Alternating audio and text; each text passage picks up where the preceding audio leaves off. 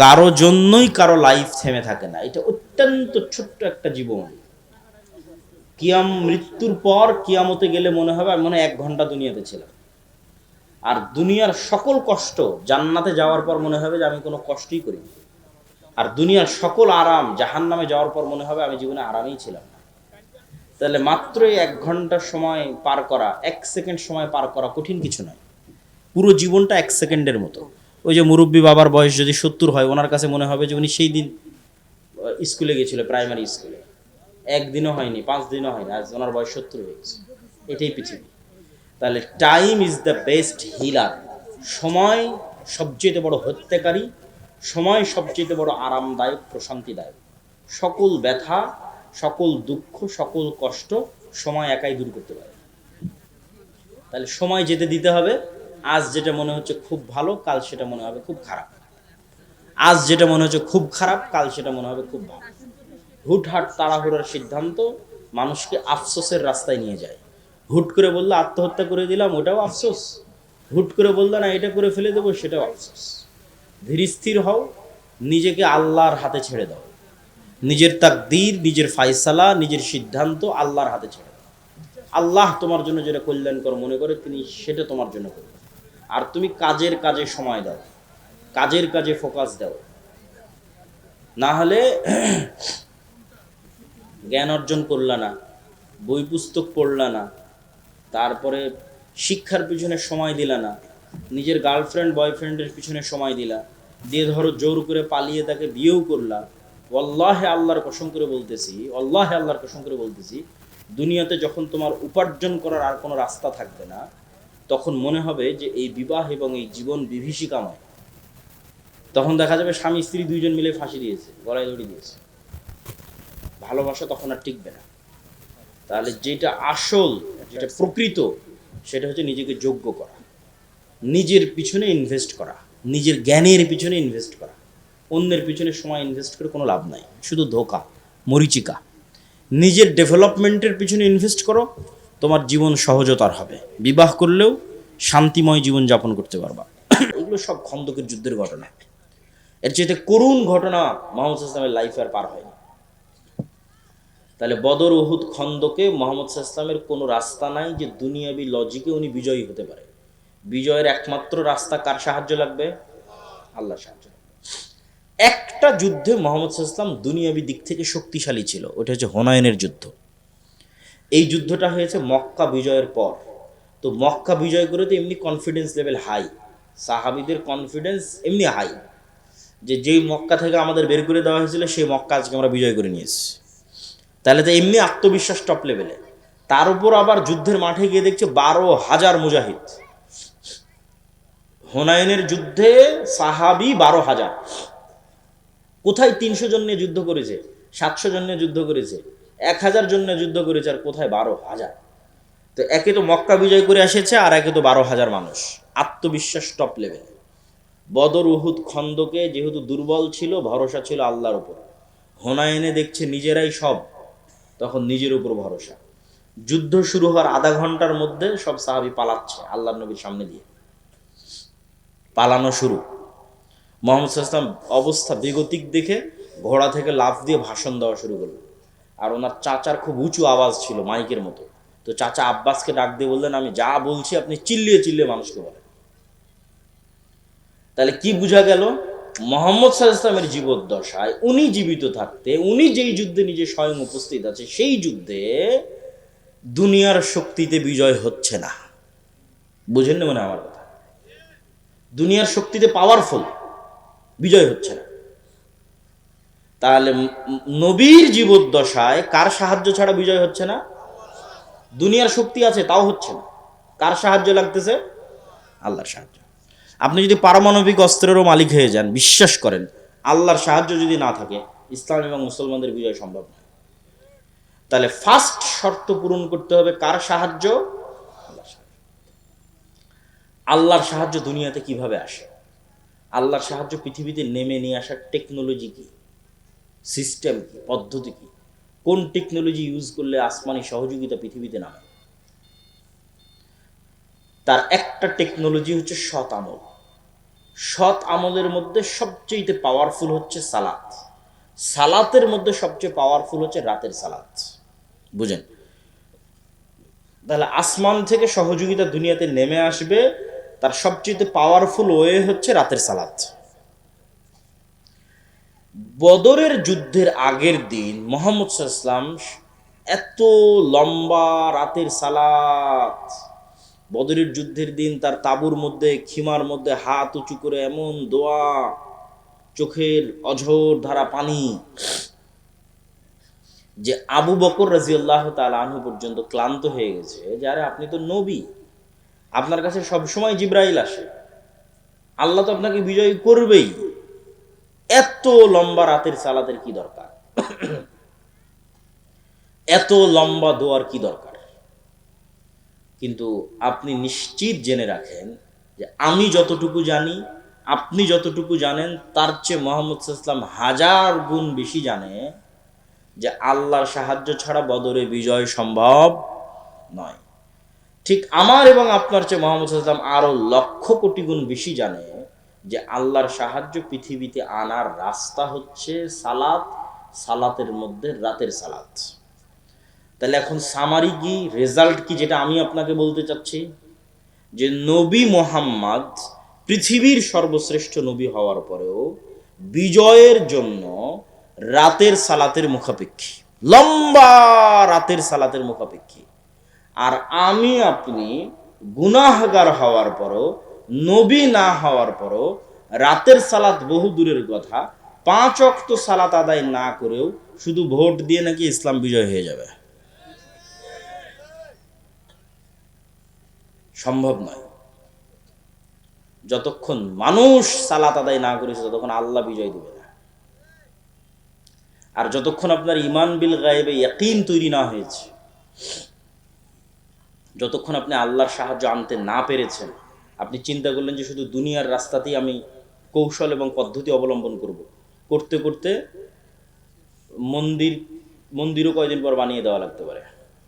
কয়দিন পর মন্দিরে আপনি মূর্তিও বানিয়ে দিলেন, পূজাতেও অংশগ্রহণ করলেন, ওইটা দিয়ে আপনি আল্লাহ সুবহানাহু ওয়া তাআলার সাহায্য আনতে পারবেন না। ওইটা যখন আপনার মাথার মধ্যে ঢুকে গেছে যে দুনিয়ার রাস্তায় একমাত্র রাস্তা, তখন এই রাস্তায় মানুষ চলে।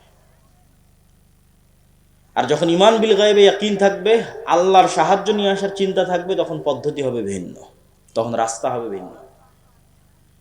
তাহলে আসমান থেকে সহযোগিতা আনতে পারে এরকম টেকনোলজির একটা বড় টেকনোলজি হচ্ছে সালাত।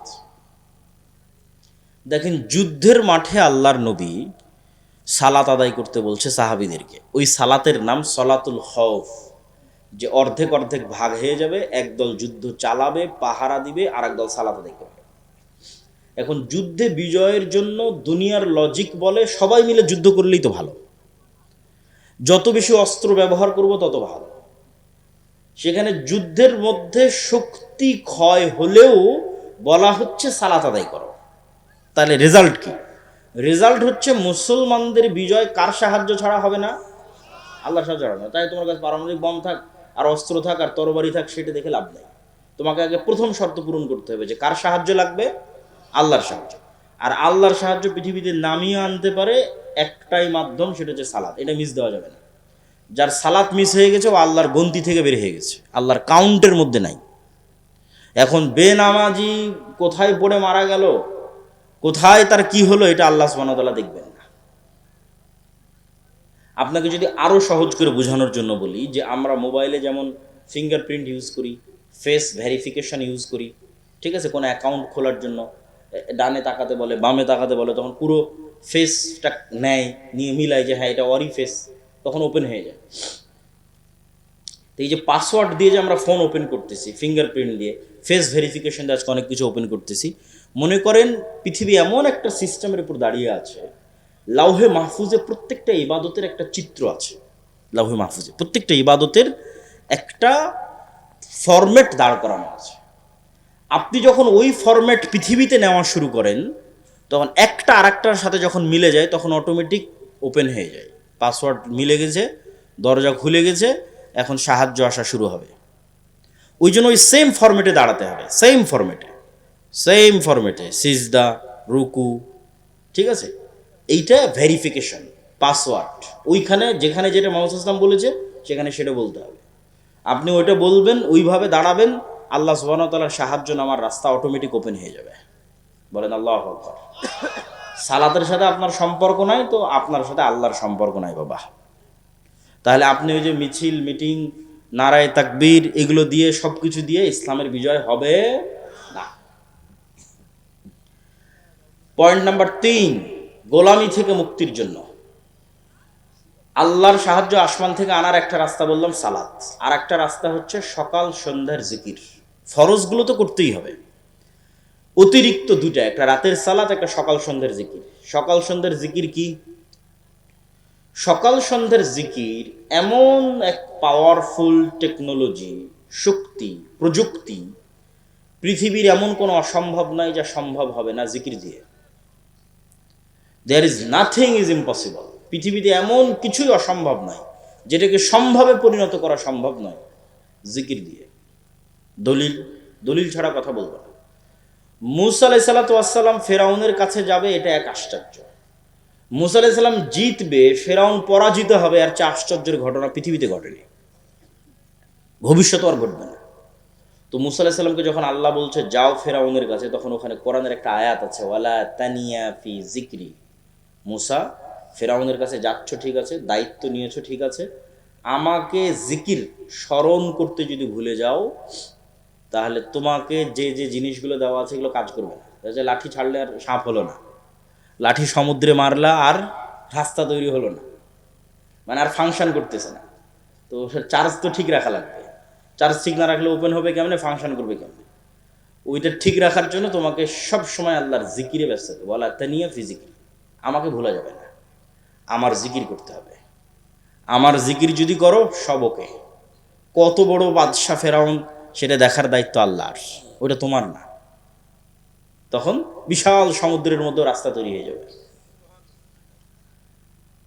জাকারিয়া আলাইহিস সালাতু ওয়াস সালাম মারিয়ামকে দেখে আল্লাহর কাছে দোয়া করতেছে, হুনালিকা দাআ জাকারিয়া রব্বাহ, যে আল্লাহ, এই মারিয়াম এত ভালো মেয়ে, আমার যদি এরকম একটা ছেলে থাকতো, যেমন এখন অনেক মানুষ মনে করতেছে যে উসমান হাদি যেরকম সাহসী, এরকম যদি আমাদের একটা সন্তান হতো।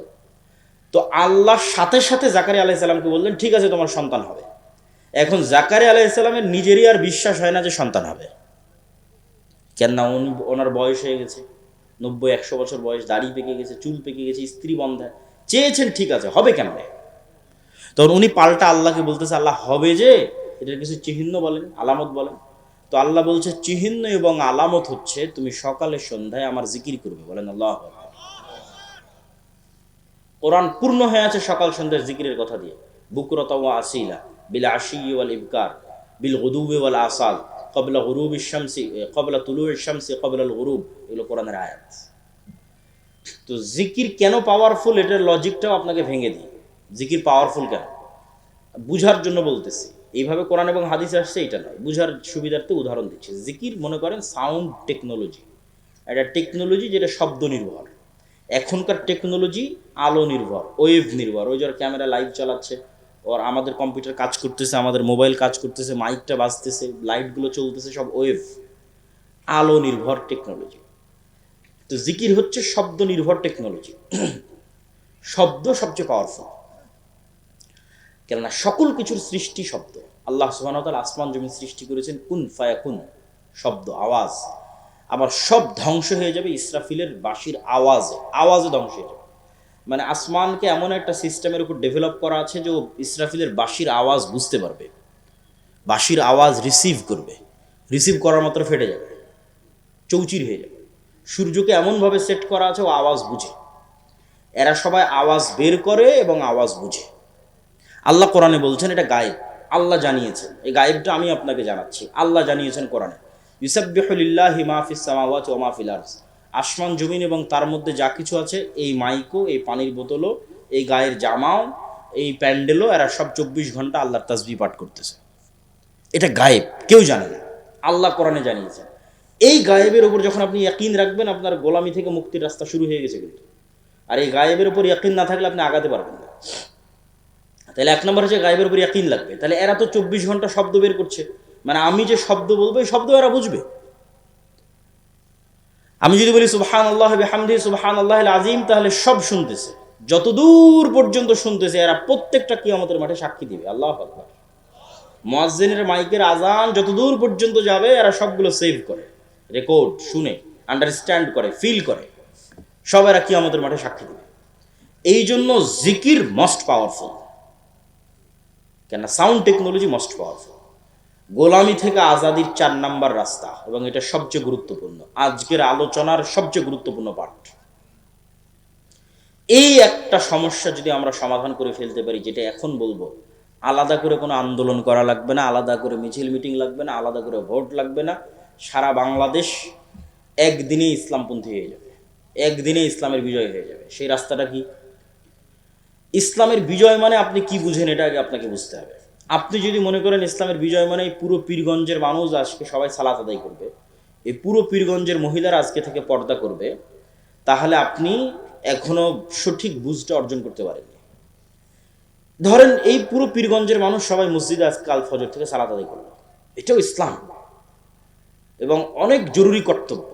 আজকে থেকে সকল মহিলারা পর্দা করবে, কিন্তু এই নামাজি মানুষরাই, এই পর্দা করা মহিলারাই একজন আরেকজনের উপর জুলুম করে, একজন আরেকজনের টাকা মেরে খায়, একজন আরেকজনকে ধোকা দেয়, একজন আরেকজনকে মিথ্যা বলে। তাহলে কি এখানে ইসলাম প্রতিষ্ঠা হয়েছে? এইটা যেই দিন বুঝতে পারবেন সেই দিন বুঝবেন যে ইসলাম প্রতিষ্ঠা হওয়া মানে কি। ইসলাম রাষ্ট্র ক্ষমতায় যাওয়ার বেসিক হচ্ছে ইনসাফ, ন্যায়, সত্যবাদিতা, বেসিক। ঈসা আলাইহিস সালাতু ওয়াস সালাম যেই দিন সমগ্র পৃথিবীর শাসনভার হাতে নেবেন, সেই দিন ঈসা আলাইহিস সালাতু ওয়াস সালামের শাসনের গুণ বর্ণনা করছে মুহাম্মদ সাল্লাল্লাহু আলাইহি ওয়াসাল্লাম, যে ওই দিন ঈসা আলাইহিস সালাম সমগ্র পৃথিবীতে ন্যায় প্রতিষ্ঠা করবে। তাহলে ঈসা আলাইহিস সালামের শাসনের গুণ কি? সমগ্র পৃথিবীতে কি প্রতিষ্ঠা হবে? ন্যায় প্রতিষ্ঠা হবে। তাহলে আমরা তো সারা বাংলাদেশে 90% মুসলমান, এই 90% মুসলমানের দেশে আলাদা করে ইসলাম প্রতিষ্ঠা করার প্রয়োজনই নাই।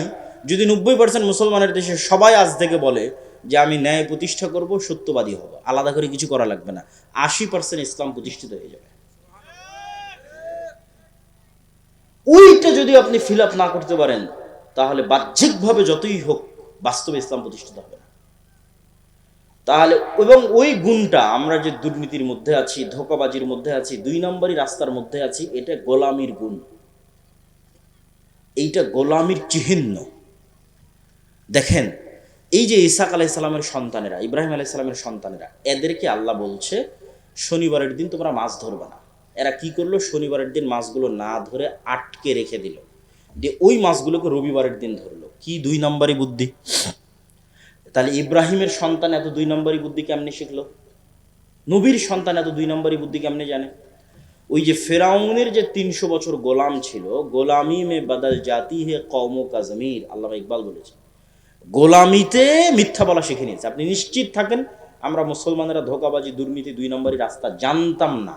ব্রিটিশদের 190 বছর গোলামি আমাদের রক্তের মধ্যে এটা ঢুকিয়ে দিয়েছে।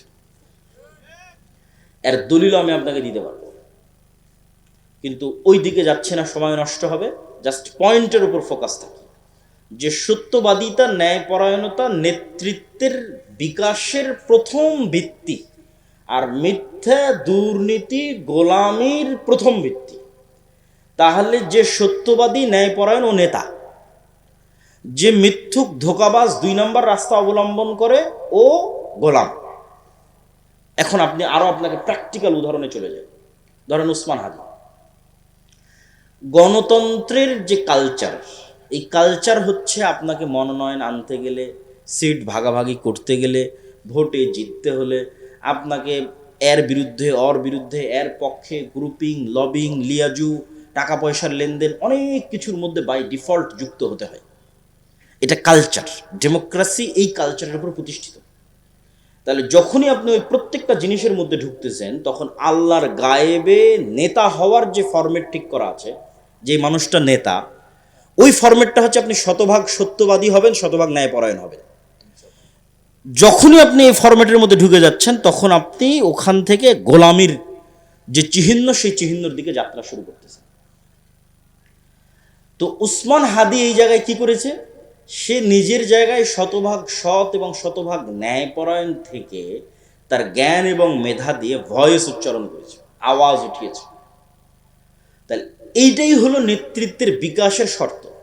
আমাদের এরকম 500 ওসমান হাদি দরকার, এরকম 1000 ওসমান হাদি দরকার, যে শতভাগ সত্যবাদী থাকবে। কোনো দল, কোনো সংগঠন, কোনো মানুষ, কোনো ব্যক্তি কোনো কিছুর প্রতি দায়বদ্ধ থাকবে না।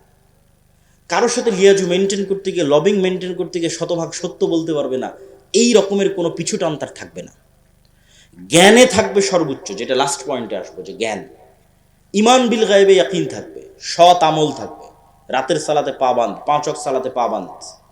এরকম 500টা যদি আপনি নেতা তৈরি করে দিতে পারেন, 500, তাহলে আমি এটা বাংলাদেশের ক্ষমতা অর্জনের রাস্তা বলছি না, এটা পৃথিবীর ক্ষমতা অর্জনের রাস্তা, যেটা কোরআনে দেওয়া আছে। এটা দিয়ে পৃথিবী বিজয় করা সম্ভব, সত্যবাদিতা এবং ন্যায়পরায়ণতা দিয়ে। এটা নেতা তৈরি হওয়ার রাস্তা, নেতা তৈরি হওয়ার বীজ। এখন আপনি কেমনে প্র্যাকটিক্যাল লাইফে আমার এই বক্তব্যকে ফিট করবেন যে ঠিক আছে, আজ থেকে আমরা গোলামি থেকে মুক্তি চাই। তা আবদুল্লাহ ভাই বলেছে, গোলামি থেকে মুক্তি পেতে চাইলে সত্যবাদী ন্যায়পরায়ণতার মাপকাঠিতে আসতে হবে, না হলে গোলামি থেকে মুক্তি সম্ভব নয়। তো আমি কেমনে চেক করব যে আমি গোলাম না নেতা? আপনারা যারা এখানে বসে আছেন তারা নিজে বুকে হাত দিয়ে জিজ্ঞেস করেন যে আপনার পিতার সম্পত্তিতে আপনার বোনকে ন্যায় এবং ইনসাফের সাথে ভাগ দিয়েছেন কিনা। হাসার কিছু না। যদি আপনি আপনার পিতার সম্পত্তিতে আপনার বোনকে ন্যায়ের সাথে, ইনসাফের সাথে ভাগ করে দিয়ে থাকেন, তাহলে আপনার মধ্যে নেতৃত্বের ক্রাইটেরিয়া আছে। দুনিয়ার দৃষ্টিতে না, আল্লাহ গায়েবে নেতা হওয়ার যে ক্রাইটেরিয়া নির্ধারণ করেছে, ওই ক্রাইটেরিয়া আপনার নেতার গুণ আছে। আর যদি আপনি ন্যায় এবং ইনসাফের সাথে বন্টন করে না থাকেন, ভালো জমিটা আপনি নিয়েছেন, নদীর ডোবা জমিটা আপনি দিয়েছেন, যেটাতে বেশিবার ফসল হয় সেটা আপনি নিয়েছেন, কম ফসল বোনকে দিয়েছেন, দেরিতে দিয়েছেন, গড়িমসি করেছেন, অথবা এখনও দেননি, নিশ্চিত থাকেন আপনিও যদি কোনো মতে এমপি মন্ত্রী হতে পারেন, গত 16 বছর তারা যা দুর্নীতি করেছে আপনি তার চেয়ে বেশি দুর্নীতি করবেন। তাহলে এই সিস্টেমে, ধরেন গণতান্ত্রিক সিস্টেমে 300 এমপি আমি নির্বাচিত করে দিলাম। এই 300 এমপি ধরেন কথার কথা, ধরেন আল্লাহ না করুক, ধরেন কথার কথাই 300 এমপি দুর্নীতিগ্রস্ত। তাহলে এই দুর্নীতিগ্রস্ত 300 এমপি আপনাদের দৃষ্টিতে নেতা, আর আল্লাহর লজিকে তারা নেতা না গোলাম? এই জিনিসটা যেদিন বুঝবেন, ওই দিন গোলামের জিঞ্জির ভাঙা শুরু হবে। এই জিনিসটা যেদিন ফিল করবেন না, মেরুদণ্ড বিক্রি করা যাবে না। ওসি, ডিসি, এসপি, মন্ত্রী, মিনিস্টার বা ক্ষমতায় যারা আসে, এরা 3 বছরের জন্য, 5 বছরের জন্য, 2 বছরের জন্য। কিন্তু আর্মিতে যে জয়েন করেছে, ও তো রিটায়ার্ড না করা পর্যন্ত ওখানেই থাকবে। ওসি, ডিসি, এসপি, মন্ত্রী, মিনিস্টার যে হয়েছে, ওসি, ডিসি, এসপি, তারপরে এসিল্যান্ড, সাব রেজিস্ট্রার, রিটায়ার্ড না করা পর্যন্ত আছে। তাহলে এই যে এরা তো সব আমাদেরই জনগণ, সাধারণ জনগণ। আর এক দলকে আপনি মিথ্যুক, দুর্নীতিবাজ, উমুক দলেই তুমুক দলেই, সব তো আমরাই নিজেরাই দুর্নীতিবাজ। আমরা সাধারণ জনগণই তো দুর্নীতিগ্রস্ত। তাহলে এই OC, DC, SP, AC land, sub registrar, এদের 50% নামাজি। আমার কথাটা বুঝে, আমার আইডিয়া যে 50% নামাজি, এদের 70% ওমরা করে, হজ করে, এদের 100% বিভিন্ন মসজিদ, মাদ্রাসা, ইসলামী সম্মেলনের সভাপতি, প্রধান অতিথি, বিশেষ অতিথি, 100%। কিন্তু ওই ওসি, ওই ডিসি, ওই এসপি, ওই এসিল্যান্ড, ওই সাব রেজিস্ট্রার যখন তার চেয়ারে বসতেছে, তখন সে আমানতের খেয়ানত করতেছে। তাহলে এখন তার মধ্যে ইমান ঢুকেছে, সে কি বুঝলো ইসলাম কি? এটাই তো আমরা বুঝাইতে পারলাম না ইসলাম কি। মুহাম্মদ সাল্লাল্লাহু আলাইহি ওয়াসাল্লামকে আল্লাহ সুবহানাহু ওয়া তাআলা নামাজ শিখালো 53 বছর বয়সে। মক্কা থেকে হিজরত করারও 2 বছর পর সালাত, সিয়াম, হজ, যাকাত শেখানো হয়েছে। বয়স তখন 53-52 বছর বয়স। তাহলে এই 13 বছর 10 বছর কি শিখালো আল্লাহ? এই 13 বছর 10 বছর প্রকৃত ইমানদার বানিয়েছে। এক কালবের মধ্যে লা ইমানা লিমান লা আমানাতা লাহু, এক কালবের মধ্যে আল্লাহর উপর ঈমান, আবার মিথ্যা ধোঁকাবাজি 2 নাম্বারই থাকতে পারে না। এটা আল্লাহর নবীর হাদিস। তাহলে যে কালবে ঈমান আছে, দাবি করছে, বাহ্যিক 5 ওয়াক্ত সালাত দিয়ে দেখাচ্ছে আমি মুসলমান, হজ এবং ওমরা করে দেখাচ্ছে আমি মুসলমান, কিন্তু ওর চেয়ারে যখন বসতেছে তখন ন্যায় করতে পারতেছে না, দুর্নীতি করতেছে, 2 নম্বরই রাস্তা অবলম্বন করতেছে, ধোঁকাবাজি করতেছে, মিথ্যা বলতেছে, ওয়াল্লাহে আল্লাহর কসম, আল্লাহর নবীর হাদিস অনুযায়ী সে মুনাফিক। ইজা হাদ্দাসা কাযাবা ওয়া ইজা ওয়া'আদা আখলাফা ওয়া ইজা তুমিনা খানা। কথা বললে মিথ্যা বলে, ওয়াদা করলে ভঙ্গ করে, যে দায়িত্ব দেওয়া হয়েছে আমানতের খেয়ানত করে। তাহলে পুরো দেশ একদিনে 80% ইসলাম বাস্তবায়ন হয়ে যাবে। দেশের AC OC land sub registrar তো কেউ হিন্দু নয়, সব তো মুসলমান, সব তো আমরাই, সব তো আপনাদের সন্তান, আপনারাই। তাহলে পুরো দেশে একদিনে 80% ইসলাম বাস্তবায়ন হয়ে যাবে যদি আমরা বলি আমার মেরুদণ্ড, আমার মেধা, আমার মাথা, আমার সিদ্ধান্ত টাকার কাছে বিক্রি করব না, 2 নম্বরই রাস্তা অবলম্বন করব না। যেটা সৎ, যেটা ন্যায়, যেটা সত্য, সেটা যদি আমার দলের বিরুদ্ধেও যায় তবুও বলবো, শেষ। সেটা যদি আমার নেতার বিরুদ্ধেও যায় তবুও বলবো। এই একটা মূল মানদণ্ডে আমাদের ভবিষ্যৎ প্রজন্মকে গড়ে তুলতে হবে। আমাদের ভবিষ্যৎ প্রজন্ম যারা বসে আছে তাদের শপথ নিতে হবে যে আমরা কিছুই না শিখতে পারি, অন্তত ওসমান হাদির কাছে এইটা অন্তত শিখি যে আমাদের মেরুদণ্ড বিক্রি করা যাবে না, পৃথিবীর যেখানেই থাকি না কেন, যে অবস্থাতেই থাকি না কেন। এটা হলো নেতা হওয়ার শর্ত, রাস্তা, 4 নম্বর পয়েন্ট, যেটা দিয়ে বক্তব্যের শেষের দিকে চলে যাব। তার আগে মধ্যখানে একটু বিরতি নেই। সেই বিরতি হচ্ছে আজকে আপনাদের সামনে এখানে এসেছি, এই সম্পর্কটা যদি একদিনের সম্পর্ক হয় এই সম্পর্কের ভ্যালু নাই। সম্পর্কটা যদি স্থায়ী পার্মানেন্ট হয় ভ্যালু আছে। পার্মানেন্ট হবে কিভাবে? ওই যে আপনার আগের বক্তা, আমার আগের বক্তা বলে গেল মক্ত। আমরা মাদ্রাসা দিয়ে 2% ছেলে মেয়েকে দিন শেখাতে পারবো, আর মসজিদে মক্তব করে 100% মুসলমানের সন্তানকে দিন শেখানো যাবে। তাহলে 100% মুসলমানের সন্তানকে দিন শেখানোর একটাই রাস্তা, মসজিদে শিক্ষা ব্যবস্থা তৈরি করা, শিক্ষাকে সর্বোচ্চ গুরুত্ব দেওয়া। আপনি জালসা করে টাকা তুলে এসি কিনছেন, টাইলস কিনতেছেন, ওই এসি ওই টাইলস বাজারে বিক্রি করে দিয়ে মক্তবের শিক্ষকের বেতনের ব্যবস্থা করেন। আর আমরা মক্তবের সিলেবাস তৈরি করেছি, ট্রেনিং দিচ্ছি, প্রায় 700-এরও অধিক মসজিদের মক্তবের শিক্ষক আমাদের কাছে ট্রেনিং নিয়েছে। এবার এনটিভিতে আমাদের মক্তবের উপর জাতীয় প্রতিযোগিতা রমজান মাসে আয়োজিত হতে যাচ্ছে। এটাতে কোনো খরচ নাই, আপনার ইমাম সাহেব যাবে, যাতায়াত খরচ আমাদের, থাকবে খাবে, থাকা খাওয়া খরচ আমাদের। তাকে ট্রেনিং দিয়ে আমাদের সিলেবাস বুঝিয়ে দিয়ে আপনার মসজিদে পাঠাবো, সে আপনার সন্তানকে এই দিন, এই আদর্শ, এই আকীদা, এই কোরআন শিক্ষা দেবে। এটাতে আমরা প্রজন্ম তৈরি করব, সৎ ন্যায়পরায়ণ আমানতদার প্রজন্ম তৈরি করাই হচ্ছে ইসলামের বিজয়। এটা আমাদের বুঝতে হবে।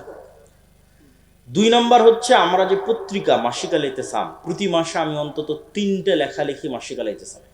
এত ব্যস্ততার মতো সম্পাদকীয় লিখি, মিন্নাতুল বাড়ি লিখি, স্বাভাবিক একটা প্রবন্ধ লিখি। এটা আপনাদের আজকের একদিনের 100 বাদামের দামের চাইতেও, বা 100 বাদামের যা দাম তার মতো। তাহলে প্রতিদিনের নাস্তার যা দাম, মাসে একটা পত্রিকার তা দাম। 3 নম্বর, আমরা যে বইগুলো লিখি, যেমন আজকে আপনার এখানে যা আলোচনা করছি, ঈমান বিল গায়েবের উপর আমার বিস্তর আলোচনা আছে, ফেরেশতার উপর, ফেরেশতার অস্তিত্বের উপর, শয়তানের অস্তিত্বের উপর, ফেরেশতা এবং শয়তান কিভাবে কাজ করে তার উপর, রূহ এবং নফস কিভাবে কাজ করে তার উপর, এগুলো সব গায়েবের আলোচনা। এগুলো সব আল্লাহর পথে যাত্রা এই বইয়ের মধ্যে আছে। প্রত্যেক মুসলমানকে আমি মনে করি এই বইটা পড়া উচিত। প্রত্যেক মসজিদে, প্রত্যেক স্কুল, কলেজ, ইউনিভার্সিটিতে পাঠ চক্র হওয়া উচিত এই বইটার উপর। অন্তত সপ্তাহে একদিন, অন্তত 2 পৃষ্ঠা, অন্তত সপ্তাহে একদিন, অন্তত 2 পৃষ্ঠা। বইয়ের নাম হচ্ছে আল্লাহর পথে যাত্রা। আরও যে বই পুস্তকগুলো আছে, 1000 ফতোয়ার একটা বই আছে, শাইখ আব্দুর রাজ্জাক হোসেন সালাত এবং দোয়ার বই আছে, এগুলোকে মূল্যায়ন করা। আমাদের আজকের বক্তব্যের শেষ পয়েন্ট শিক্ষা এবং জ্ঞান। তার আগে ভূমিকা, আপনার মোবাইলের যেমন ফাংশন আছে না, ফ্ল্যাশ লাইট বাটনের যে ফাংশন, ওই ফাংশনে চাপ দিলে ফ্ল্যাশ লাইট জ্বলতেছে, ক্যামেরায় চাপ দিলে ক্যামেরা অন হচ্ছে। এখন ক্যামেরায় যদি মুসলমান চাপ দেয় তো মোবাইল কি বলবে, মুসলমান তোর জন্য আমি অন হব না? এটা বলবে নাকি? মোবাইলকে যেই ফাংশনের উপর ডেভেলপ করা আছে, মুসলমান ইউজ করলেও কাজ করবে, হিন্দু, বৌদ্ধ, ইহুদি, খ্রিস্টান ইউজ করলেও কাজ করবে। বোঝা যায় কথা? এবার আসেন, আল্লাহ এই পৃথিবীকে একটা ফাংশনের উপর ডেভেলপ করেছে। আল্লাহর কিছু নির্ধারিত ফাংশন আছে। তো সেই ফাংশনের একটা ফাংশন হচ্ছে আল্লাহ ক্ষমতা, এই যে ক্ষমতা, এটার বাটন দিয়ে দিয়েছে জ্ঞানের কাছে। ক্ষমতা অর্জিত হবে, এটার বাটন, কোন বাটন চাপলে অর্জিত হবে? একটু বলেন না যে কোন বাটন? জ্ঞান। একটু জোরে বলেন, কোন বাটন? জ্ঞান।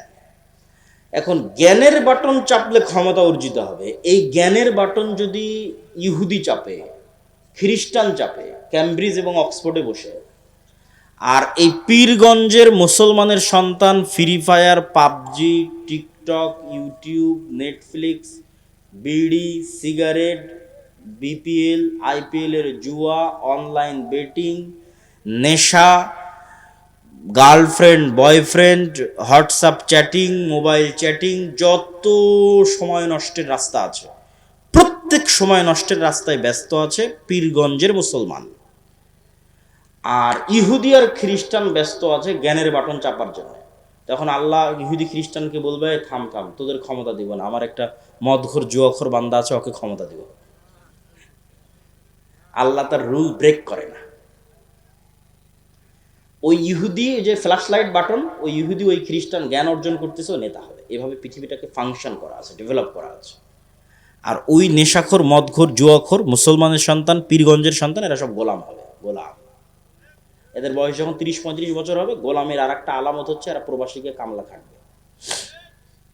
গোলামের আর একটা আলামত হচ্ছে যারা সৌদি, কুয়েত, কাতার, বাহরাইন প্রবাসে যাবে না, এরা হচ্ছে অবৈধ উপায়ে লিবিয়া হয়ে ওই ভূমধ্যসাগর পার হয়ে ইউরোপে যাবে। সব মিথ্যা ডকুমেন্টস দিয়ে নাগরিকত্ব নেওয়ার চেষ্টা করবে, মিথ্যা ওয়াদা, মিথ্যা কথা, মিথ্যা সাক্ষ্য এবং মিথ্যা তথ্য দিয়ে বেনিফিট নেবে। পুরো লাইফটা মিথ্যার উপর ভরপুর, গোলামির চিহ্ন, গোলামের লাইফ। তারপরে আবার কয়দিন পর আমেরিকা থেকে বলবে এই সব প্রবাসী যারা আসছে অভিবাসন প্রত্যাশী, সবার হাতে জিঞ্জির দিয়ে, পায়ে জিঞ্জির দিয়ে বিমানে করে বাংলাদেশে নামিয়ে দিয়ে যাচ্ছে। রিপোর্ট পড়ে দেখেন। ইউরোপেও শুরু হয়েছে অভিবাসন বিতাড়নের আন্দোলন, আমেরিকাতে তো চলছেই। তাহলে এগুলো হচ্ছে আমাদের গোলামির চিহ্ন বহন করে। এই গোলামি থেকে বাঁচার রাস্তা কি বাবা? জ্ঞান অর্জন করতে হবে, পড়তে হবে, এর বাইরে আর কোনো রাস্তা নাই। ইহুদিরা চায় যে মুসলমানেরা নেশা এবং জুয়ায় ব্যস্ত থাক। কেন না, নেশা এবং জুয়ায় ব্যস্ত যে তাকে গোলাম বানানো সহজ। ধরেন এই ওসমান হাদি যদি নেশাগ্রস্ত হতো, জুয়াখোর হতো, এ কি টকশোতে এসে মানুষের সামনে এসে প্রশ্ন করত? প্রশ্ন করত। আর ওই প্রশ্নকে মানুষ ভয় পায়, তখন গুলি করে উড়িয়ে দিয়েছে। তাহলে ওই প্রশ্ন করবে না যদি সবাই জুয়াখোর, নেশাখোর হয়।